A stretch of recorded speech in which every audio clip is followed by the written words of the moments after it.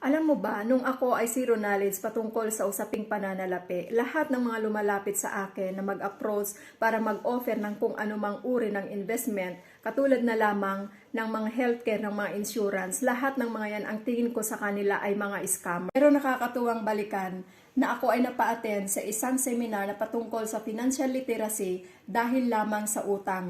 Dahil pinagbigyan ko lamang yung aking inutangan na makinig at umattend sa isang seminar o training na patungkol sa financial literacy.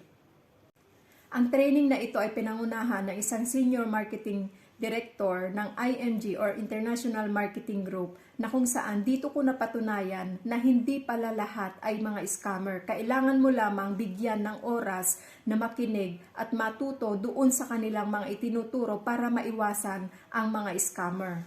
Sa IMG po sa ngayon ay 20 years ng existing at papaano po natin masabing scam kung pati si Senator Raffy Tulfo ay isang member at si Corina Sanchez na ambasador at pati din po si Boy Abunda ay mga member po sila ng IMG. Ang IMG po ay napakadaming mga opisina sa iba't ibang bahagi po ng probinsya at madami din po siyang mga partner na mga kumpanya sa mga investment katulad na lamang po sa mga real estate, mga bangko, si SM at pati na rin po ang Palawan Express.